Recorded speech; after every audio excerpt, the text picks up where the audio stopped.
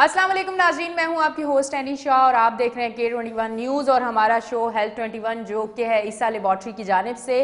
और आज भी बहुत बेहतरीन शो होने वाला है, यकीनन आपको बहुत पसंद आएगा। ईसा लेबॉर्ट्री की जानिब से ये जो शो K21 पे आप हेल्थ 21 शो देखते हैं, इसमें हम आपको बहुत भरपूर तरीके से कोशिश करते हैं कि नॉलेज दें, कोशिश करते हैं कि आपको अवेयरनेस दें जो चीज़ें आपको नहीं पता, क्योंकि सेहत जो है कहते हैं हज़ार नेमत है और सेहत के बारे में हम कहीं ना कहीं कोई कमज़ोरी या कोई कमी छोड़ देते हैं जिसकी वजह से हमें मुश्किलात का सामना करना पड़ता है। और ये कोशिश इस शो में ये है कि जहां आप लोगों को नॉलेज नहीं है, आप हमारा शो देखें भरपूर तरीके से। अगर कोई मसला आपकी ज़िंदगी में कोई बीमारी आ गई तो उसको भरपूर तरीके से हैंडल करें, ना कि कोई ना कोई कमज़ोरी ऐसी कर दें जिसकी वजह से वो मसला बढ़ जाए। आज हमारे साथ मौजूद हैं डॉक्टर सैयदा नौरीन रिजवी, फिजियोथेरेपिस्ट हैं। उनको मैं वेलकम करती हूँ। अस्सलाम वालेकुम।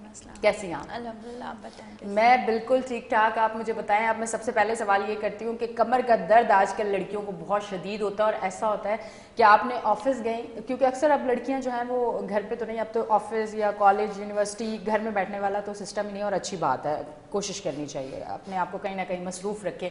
जिस दिन ऑफिस में ज़्यादा काम है उस दिन घर जाके आपको नींद भी नहीं आएगी, इतना शदीद किस्म का पेन होगा। ये पेन किस वजह से होता है? ऐसी कौन सी चीज़ें हो जाती हैं हम हमारे बैठने में, हमें नहीं पता कि किस तरह से बैठना है, किस जगह पे किस तरीके से, किस पोस्चर को लेके बैठना है, किस तरीके से हमें सोना है, कहाँ हम लोग कोई वीकनेस हमारे अंदर होती है जिसकी वजह से मसाइल बढ़ते हैं। असल में हमारे यहाँ ये प्रेशर ज़्यादा है, ठीक है, और वो इंसान को मशीन समझा जाता है, ठीक है। प्रॉपर एर्गोनॉमिक्स के थ्रू, मतलब एक जो प्रॉपर साइंस के थ्रू ना, एर्गोनॉमिक्स इस बहुत वर्ड बोल दिया मैंने, हैवी वर्ड बोल दिया।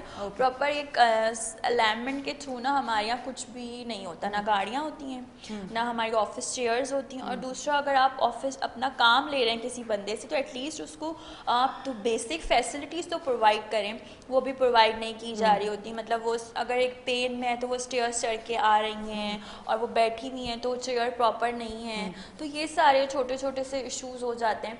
तो फिर हमारी बॉडी जो है ना, अब हमें काम करना है, प्रेशर बहुत है, हम थोड़ा सा उसको मॉडिफाई खुद से भी कर सकते हैं। बहुत अच्छे से बैक केयर्स आते हैं, वो हम ले सकते हैं, अपनी सीट पे रख सकते हैं, कुशन रख सकते हैं अगर हम प्रॉपर।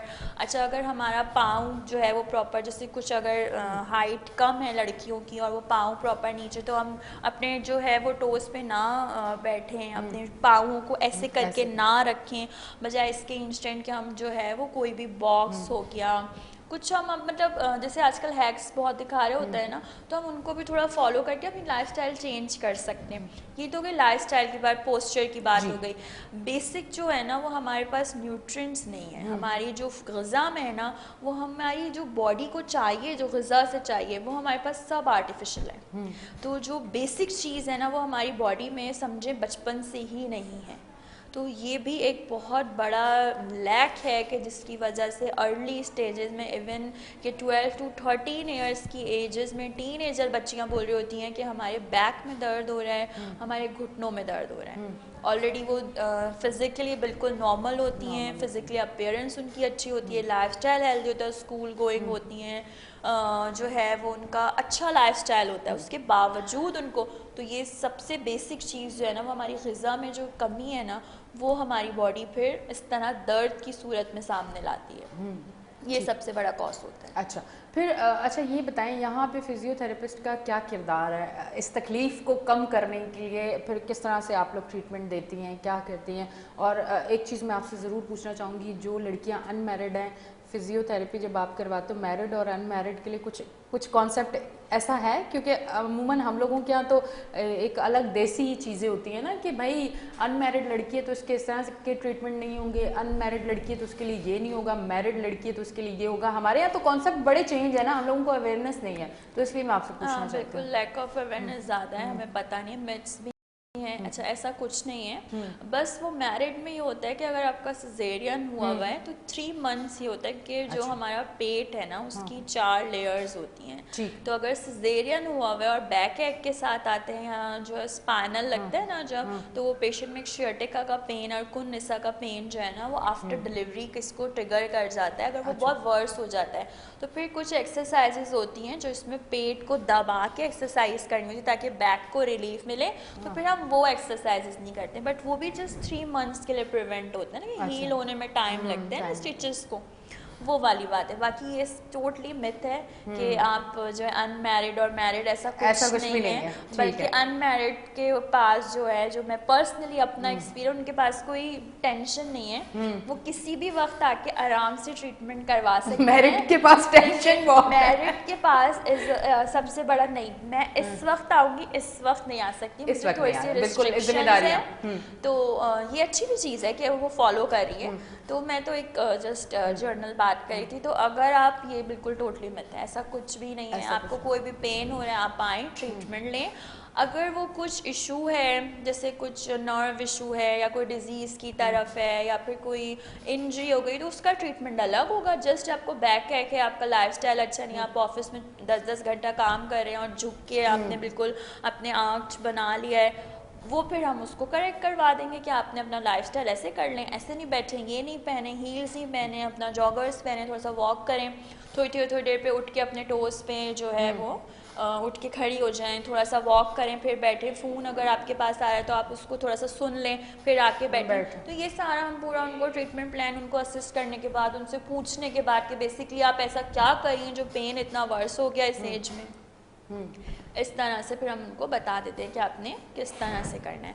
लेकिन अगर यही कोई इंजरी हो गई है, नर्व इम्पिचमेंट है, डिस्क स्लिप है, तो उसका फिर प्रॉपर ट्रीटमेंट होता है। फिर हम सारे प्रिवेंशन बताते हैं कि वेट नहीं उठाना है आपको, या आपने स्टेयर्स को ज़्यादा यूज़ नहीं करना है। अगर स्टेयर्स यूज़ करें तो स्टेप बाय स्टेप के एक स्टेप पे आपने पाँव रखना है और वहीं दूसरा रखना है पाँव। क्या इसमें पैरालाइज होने का भी खतरा होता है कि अगर इस लेवल पे भी जा सकते हैं अगर आप वेट उठाते हैं? और नहीं, वो तो अगर नर्व इंजरी हो जाती है ना, तो आपका होता है। अगर नर्व बिल्कुल आपका वर्स चली गई है, डिस्क स्लिप है, उसके लिए क्या? डिस्क स्लिप के लिए तो जस्ट आप रेस्ट करें, जितना रेस्ट करेंगे, वेट ना उठाएं, झुकें नहीं, तो वो विद इन 1 मंथ क्योर हो जाता है। आप प्रॉपर एक्सरसाइज, फिजियोथेरेपी से आपको जो डॉक्टर आपका होम प्लान बता रहा है और जो आपका डॉक्टर आपको करवा रहा है, अगर आप वो फॉलो करते हैं तो हार्डली 1 मंथ लगता है। अगर आप अंडर 30 है ना, 30-35, तो हार्डली 1 मंथ में आप क्योर हो जाते हैं। ये तो बहुत अच्छी चीज़ है जिन लोगों के साथ, क्योंकि मेरे तो खुद जानने वाले बहुत सारे ऐसे लोग हैं जिनके साथ ये प्रॉब्लम है और वो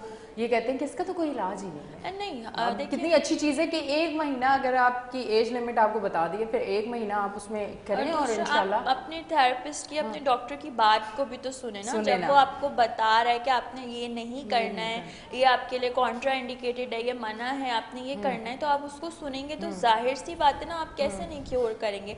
और फिजियोथेरेपी तो है ही एक चीज़ कि अब आप पैरालाइज हो गए हैं तो स्ट्रोक के पेशेंट्स को चला देना फिजियोथेरेपिस्ट का काम होता है ना। फिजियोथेरेपी से 70 to 80% क्योर हो जाता है। रिहैबिलिटेशन क्या है? बेसिकली एक चीज़ ख़राब हो गई है, उसको नए सिरे से स्टार्ट करना रिहैबिलिटेशन है। तो फिजियोथेरेपी जो रिहैबिलिटेशन की फील्ड है, इसका यही काम है। आप किसी एक्ट के साथ आ रहे हैं, आप झुक गए, इवन कि आपके शॉर्ट लेग है, तो हम आपको जो है ऑर्थोसिस प्रोवाइड कर देंगे, ऐसा शू प्रोवाइड करेंगे जो कि आपका जो शॉर्ट लेग है ना, मतलब थोड़ा सा पाँव छोटा और बड़ा है, उसको प्रॉपर अलाइनमेंट में ले आएंगे। अगर लड़की हैं तो हमारे यहाँ बहुत इश्यूज होते हैं ना लड़की को, ताकि उसको फिर हमारी सोसाइटी में कोई पुल ना कर सके, उसको कोई बुली ना कर सके उसकी ना। तो हर चीज़ का रिहैबिलिटेशन, आपके चक्कर तक का इलाज फिजियोथेरेपी। मैं भी चक्कर पे ही आई थी क्योंकि ये चक्कर बड़े खतरनाक होते हैं। ये सर में आए या किसी को दिए जाए, ये चक्कर होते बहुत खतरनाक है। अब ये चक्कर का मसला ये है कि ठंड के मौसम में लोगों को चक्कर बहुत आते हैं और ये चक्कर इस तरह से आते हैं कि बैठे बैठे भी आते हैं, सोते में भी आप करवट लेंगे तो भी आएंगे, आप लेटेंगे तो भी चक्कर आएंगे। ये चक्कर आने की वजह क्या होती है? अच्छा, अगर आपको इतना चक्कर आया तो फिर आपका वेस्टिबुलर इशू है। अच्छा, ठीक है, फिर वो आप प्रॉपर मतलब हमारी फील्ड में जो है असेसमेंट के बाद मैनुअल टेस्ट होते हैं। अच्छा, तो अगर वो वेस्टिबुलर इशू है तो फिर उसका भी ट्रीटमेंट होता है, वो हम आपको वेस्टिबुलर रिहैब कर देंगे। लेकिन अगर आपका बीपी डाउन है, आपको खाना पीने का मसला है या कोई आपकी बॉडी में डेफिशिएंसी है, तो वो भी आपको टेस्ट करवा के पता कर जाए। ये अच्छा, तो फिजियोथेरेपी से भी चक्कर का कोई? बिल्कुल, हाँ, फिजियोथेरेपी के पास हर चीज़ का ट्रीटमेंट है, हर चीज़ का ट्रीटमेंट। हाँ, आपकी काउंसलिंग भी होती है। कुछ लोगों को ना कॉन्शियस होते हैं हमें ये हो रहा है, हमें वो हो रहा है, तो फिर हम उसकी काउंसलिंग भी पेशेंट के अकॉर्डिंग ही करते हैं। ये है। जी। अच्छा, तो क्योंकि ये मसला काफ़ी लोगों को होता है कि अमूमन उनको चक्कर बहुत ज़्यादा आ रहे होते हैं और उनको फील होता है कि शायद बीपी लो हो गया है, फिर वो कुछ खाना शुरू कर देते हैं, उसके बाद भी चक्कर ठीक नहीं होते। तो वो इस वजह से मैं पूछ रही थी कि अगर बीपी भी लो नहीं है और मेडिकेशन तो आपको बिल्कुल करनी नहीं चाहिए, जो कि हम करते आप हैं। प्रॉपर अपना टेस्ट करवाएं, डॉक्टर के पास जाएं। हो सकता है कि आपका बीपी जो है वो हाई रह रहा हो, या आपको आई साइट का इशू हो रहा हो, या फिर आपको सर्वाइकल पेन वर्स, जो गुद्दी में दर्द होता है ना काम फीमेल्स में मेल्स में, हो सकता है वो वर्स हो जाता है और नर्व इम्पेचोरी होती है ना, आपकी कुछ नस दब रही होती है, तो भी चक्कर आपका नहीं रुकता है।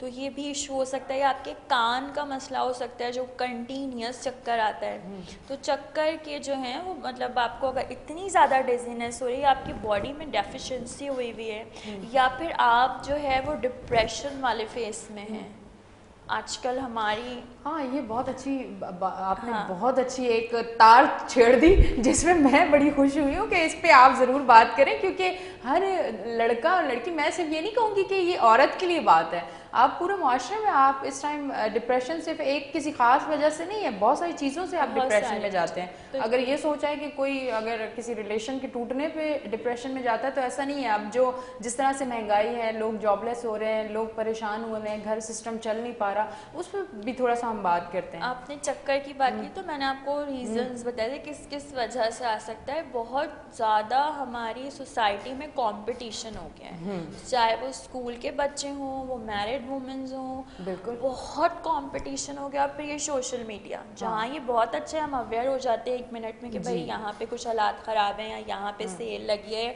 या वॉट एवर, ठीक है, जर्नल बात करूँ, वहीं पे ये हमें जो है डिप्रेशन में लेके भी जाता है कि हम ज़रा सा एक कुछ भी ख़रीदेंगे, स्टेटस लगाएंगे, तो सामने वाला जो ये चीज़ अफोर्ड नहीं कर पाता वो फ़ौरन एक सैडनेस में जाएगा, एंजाइटी की वजह से चक्कर आता है। जब हम मुस्तकिल एक सोच में रहेंगे, हमारे जहन पे दबाव रहेगा, तो जहनी दबाव हमारी जिस्मानी हेल्थ को मुतासिर करता है, और इस बुरी तरह मुतासिर करता है। पता नहीं आपने कभी देखे हो नहीं देखे हो, लेकिन डिप्रेशन के पेशेंट्स जो होते हैं वो अपना बहुत कम वेट लॉस करते हैं, ज़्यादातर वेट गेन करते हैं, आइसोलेट करके रखते हैं, उनको कुछ अच्छा नहीं लग रहा होता, और सिर्फ इसीलिए कि कंपटीशन बहुत है। और जब से कोविड आया, सोशो इकोनॉमिकल इशूज़, जॉब्स के मसले हो गए, इतना हम लोगों में असल में हम थोड़ा सा जो है ना वो कॉन्शियस हो जाते हैं।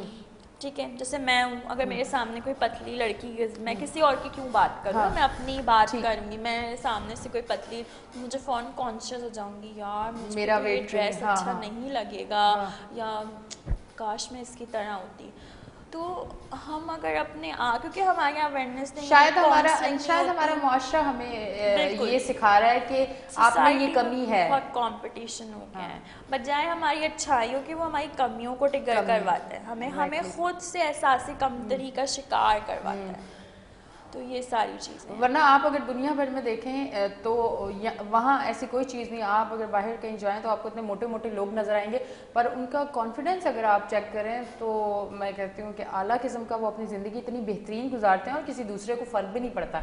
यहाँ तो जो आपने बात की, अगर अल्लाह ना करे किसी को चलने में भी प्रॉब्लम है तो वो भी 4 लोग देखते हैं, अच्छा ये सही चल नहीं सकता, ये चल नहीं सकती। मैं अपनी पेशेंट, एक यंग लेडी थी, उनको शियाटिका मतलब स्पाइनल लगा, तो वो गलत लग गया एकदम जल्दी में, तो उसके बाद मैंने उनको प्रिकॉशंस बताया कि आप स्टेयर चढ़े तो एक स्टेप रखिए, फिर दूसरा रखिए, 1 बाय 1 आप नहीं चढ़ें। कह रही अल्लाह तौबा, मेरी देवरानी बोलेगी आप इतनी जल्दी बुढ़ी हो गई, क्योंकि अगर मैं ज़रा सा उठती हूँ और कमर में दर्द बोलती हूँ, कहती हूँ यार मतलब घर में ही इतनी कंपटीशन है कि उस लेडी को अपनी हेल्थ की फिक्र नहीं है, उसको ये फिक्र है कि मुझे जो टॉन्टिंग होगी ना वो मैं नहीं कर सकती डॉक्टर साहब ऐसे, सॉरी।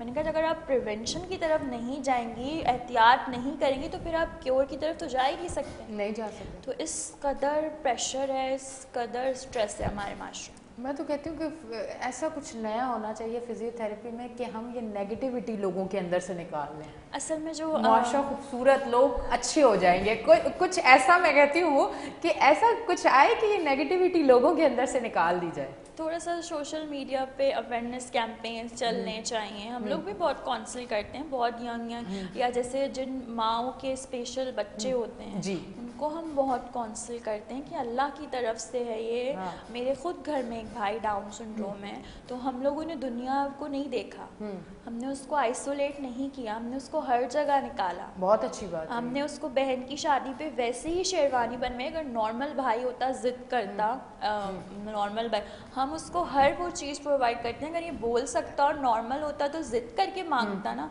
तो ये सारी चीज़ें फिर हमारी फील्ड में काउंसलिंग हो, तो उन माओ की काउंसलिंग करना कि ये बच्चा स्पेशल नहीं है, आप स्पेशल, इस काबिल है, अल्लाह ने आपको ऐसा बच्चा दिया, बिकॉज आसान नहीं होता है। या फिर जिनके जो है वो 3-4 बच्चे स्पेशल होते हैं, उनको काउंसिल करना। तो फिजियोथेरेपी काउंसिल भी करती है, रिहैबिलिटेट भी करती है, आपको न्यू लाइफस्टाइल भी देती है। अब डिपेंड आप पे है कि आप कितना हमारी बात को सुनते हैं, उस और सुनना भी चाहिए। अगर आप प्रॉपर रिजल्ट चाहते हैं तो फिर सुनना चाहिए। अरकुन निसा पे थोड़ी सी बात करते हैं। अरकुन निसा बहुत एक तकलीफ दे चीज़ होती है जो कि अगर किसी को भी है तो वो बहुत अजियत, ये सुना है मैंने, अभी तक ऐसा पेशेंट मैंने देखा नहीं है, पर मैंने जिससे भी सुना है तो ये सुना है कि बहुत ज़्यादा पेन होता है। इसका ट्रीटमेंट एज के हिसाब से कितने टाइम के लिए होता है, या इसमें कोई एज लिमिट नहीं है? जैसे कि आपने दूसरे उसके लिए मुझे कहा कि 30 या 35 एज लिमिट अगर हो तो 1 महीने में फिजियोथेरेपी और बाकी जो हम चीज़ें बताएंगे उसके साथ। तो इसका ट्रीटमेंट किस तरह से फिजियोथेरेपी करवा के आप लोग किस तरह बेहतरी की तरफ लेके जाते हैं? 100% रिजल्ट आ जाते हैं? बिल्कुल, मैंने कहा ना, आप जितना बात को फॉलो करेंगे, सुनेंगे, आप पे डिपेंड करता है ना। मतलब एक डॉक्टर तो आपको दवा प्रिस्क्राइब कर देता है, अब आपने प्रॉपर किस तरह खानी है, और दूसरा आपकी बॉडी उसको कैसे अडॉप्ट कर रही है। ये भी सबकी बॉडी टाइप डिफरेंट होती है ना। हम तो एक आपको एस्टिमेटेड टाइम बता देते हैं, एस्टिमेटेड सेशंस बता देते हैं। अब जो ये अरकुन निसा का दर्द है यंग में, क्योंकि आजकल एक प्रैक्टिस है सिजेरियन कर दो टाइम बचाने के लिए, ठीक है, थोड़ा सा एक प्रैक्टिस हो गई। ये तो मैं कहूँगी एक फैशन हो गया है, फैशन बना लिया है। बल्कि पेशेंट खुद कहता है कि इतना टाइम वेस्ट करने की ज़रूरत क्या है। वो बहुत एक बियॉन्ड बात हो जाएगी टॉपिक से हटके। अब जब हो जाता है सिजेरियन तो उसके बाद जो है अक्सर स्पाइनल लगता है, मतलब स्पाइन में जो है वो सुन का इंजेक्शन लगता है, जिसकी वजह से कभी अगर वो गलत लग जाए तो फिर बाद में या तो उसी प्रेगनेंसी में या सेकंड प्रेगनेंसी में वो पेन ट्रिगर कर सकता है। अच्छा, ठीक है। तो अगर यंग फीमेल है तो वो तो किसी तरह बर्दाश्त कर लेगी, लेकिन अगर वो उस वक्त ट्रिगर नहीं किया उसको और वो बाद में जाके बुढ़ापे में या थोड़ी बड़ी उम्र में ट्रिगर किया तो उसको मैनेज करना मुश्किल होता है। अच्छा, जैसे जैसे आप कहते हैं ना, आपकी जैसी जैसी बीमारी बढ़ती जाती है वो शिद्दत इख्तियार करती है। हाँ। यही वाला मामला होता है। ड्रैग मतलब एक सीधा पाँव आपका पूरा घसीट के चल रहे होते हैं। रिसेंटली मैंने पेशेंट ट्रीट किया था, वो यंग लड़की 26 साल की, उसको इतना बुरा ट्रिगर किया कि वो अपना पाँव घसीट के चल रही थी। ठीक है। फिर हम अगर जितना वर्स हो जाएगा, जितना ख़राब हो जाएगा, तो चलने फिरने में बहुत मसला होगा और शियाटिका लीड्स टू पैरालिसिस, के पैरालिसिस की तरफ भी ले जा सकता है। तो बर वक्त आप जो है वो डॉक्टर के पास जाएं, अपने फिजियोथेरेपिस्ट के पास जाएं, एहतियात करें, जो आपको ट्रीटमेंट बताया जा रहा है वो करें। अगर नर्व इम्पेच हो रही है तो आप अपने न्यूरो फिजिशियन डॉक्टर के पास भी जाएँ, पूरा अपना ट्रीटमेंट करवाएं, वरना ये बहुत वर्स हो जाता है। ठीक है जी, बहुत बहुत शुक्रिया आप तशरीफ़ लेके आए, थैंक यू वेरी मच। जी नाज़रीन, आप देख रहे थे हमारा शो हेल्थ 21। अब तक के लिए इतना ही, कोशिश जारी रहेगी इसी तरह। आप हर जुमरात और जुम्मा हमारा शो हेल्थ 21 जो कि ईसा लेबॉर्ट्री की जानिब से देखते रहेंगे। अपनी होस्ट एनी शाह को दें इजाज़त, फिर मिलेंगे, अल्लाह हाफ़िज़।